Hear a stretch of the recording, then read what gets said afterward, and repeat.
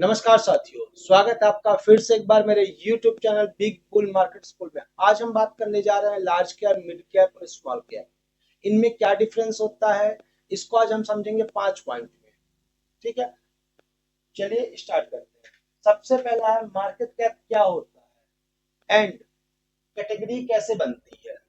ठीक है, market cap क्या होता है? मार्केट कैप को हम सीधी शब्दों में समझा जाए, कोई भी शेयर है, ठीक है, कोई भी share X Y Z share को हम लेते हैं, उसका शेयर का प्राइस इनटू इनटू मार्केट में उसके शेयर कितने अलॉट है। जैसे अगर हम रिलायंस की बात करें, रिलायंस का शेयर प्राइस प्रेजेंट टाइम पे 1500 रुपए चल रहा है। ठीक है, 1500 इंटू मान मान के चलते हैं उसके शेयर मार्केट में 50 लाख है, तो 50 लाख इंटू 1500, जो भी अमाउंट आता है वो उस कंपनी का मार्केट कैपिटलाइजेशन कहलाता है, वो मार्केट कैप कहलाता है। ठीक है, ये होता है मार्केट कैप। अब इसको कैटेगराइज कैसे करते हैं? जो ऊपर की जो 100 कंपनियां होती हैं, जो टॉप 100 कंपनियां होती हैं, उनको हम रखते हैं किसमें? Large cap. ठीक है, 100 से जो 250 कंपनियों तक आता है, ठीक है ना, हम उसको रखते हैं मिड कैप में। और 250 कंपनी से जो नीचे होता है उसको हम रखते हैं स्मॉल कैप में। इस तरीके से हम जो कैटेगराइज करते हैं स्टॉक्स को करते हैं। ठीक है, लार्ज कैप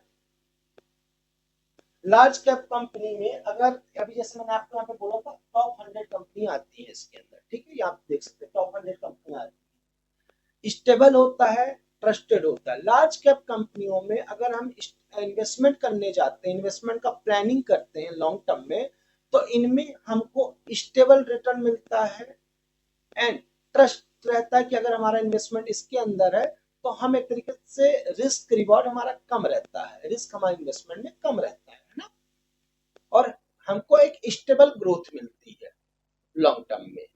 ठीक है, लार्ज कैप कंपनियों पे। अब मिड कैप कंपनियां ग्रोथ प्लस स्टेबिलिटी का मिक्स। अब मिड कैप कंपनियां क्या होती हैं? लार्ज कैप कंपनियां तो एक तरीके से देखा जाए टॉप पे पहुंच चुकी है। ठीक है, वो एक तरीके से अपना जंग जीत चुकी है और लॉ बहुत ग्रोथ कर चुकी है। लेकिन जो मिड कैप कंपनियां हैं, मिड कैप कंपनियों में क्या होता है, आपको ग्रोथ ज्यादा मिलती है। क्यों? क्योंकि वो अभी रेस में दौड़ रही है। ठीक है, वहां पे आपको रेस में दौड़ रही है, इसलिए आपका जो ग्रोथ है अच्छा मिलता है। रिस्क आपका जो रिस्क है वो थोड़ा सा एग्रेसिव रहता है, लेकिन मार्केट में स्टेबिलिटी बना के रखती है।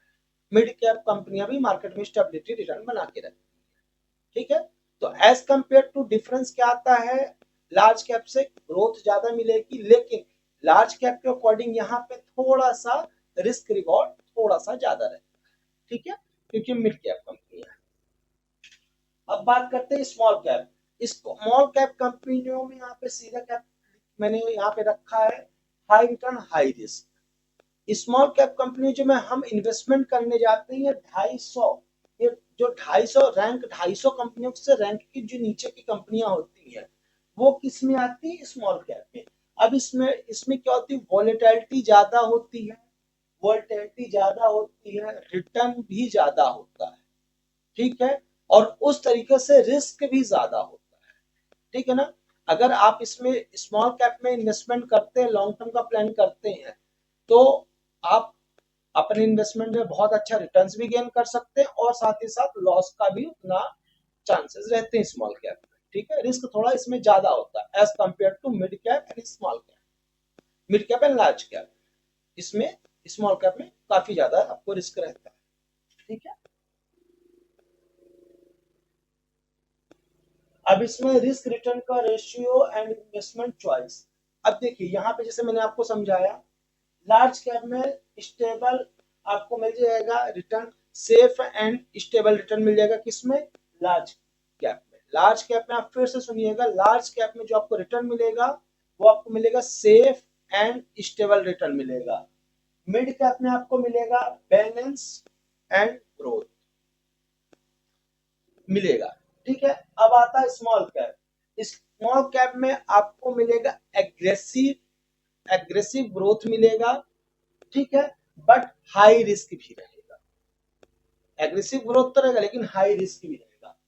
अब ये आप अपने इन्वेस्टमेंट के अकॉर्डिंग चॉइस कर सकते हैं। आप अगर इन्वेस्टमेंट प्लान कर रहे हैं करने का, तो आपका मोटिव क्या है, मतलब आपको कैसे स्लो में रिटर्न चाहिए, कैसा रिटर्न चाहिए, वो आपके ऊपर चॉइस करता है, ठीक है ना। अगर आपको एग्रेसिव रिटर्न चाहिए तो आप स्मॉल कैप में जा सकते हैं। आपको अगर स्टेबल बट लार्ज कैप से थोड़ा एग्रेसिव, मतलब ज्यादा अच्छे से ग्रो चाहिए, तो आप मिड कैप में जाइए। लेकिन अगर आपको इन्वेस्टमेंट के ऊपर एक भी रिस्क नहीं लेना है और एकदम स्टेबल रिटर्न चाहते हैं कि मतलब बहुत स्लोली मेरा फंड बढ़े लेकिन स्टेबल हो, तो आपको फिर लार्ज कैप में इन्वेस्टमेंट करना चाहिए, ठीक है। तो आप अपने अकॉर्डिंग सोच समझ सकते हैं, उसके अकॉर्डिंग आप अपना इन्वेस्टमेंट प्लान कर सकते हैं, ठीक है। ठीक, अगर अभी तक आपने हमारा वीडियो देखा होगा तो आई होप आपको समझ में आया होगा कि क्या मैं बोलना चाह रहा था, ठीक। अगर आपको सही लगा हमारा वीडियो तो हमारे चैनल को सब्सक्राइब करें, वीडियो को लाइक करें और एक प्यारा सा कमेंट करें। अगर कोई भी डाउट आता है इस वीडियो से रिगार्डिंग तो आप कमेंट करके मुझसे पूछ सकते हैं, मैं आपकी जरूर हेल्प करने की कोशिश करूंगा। तब तक के लिए नमस्कार, हम मिलते हैं नेक्स्ट वीडियो।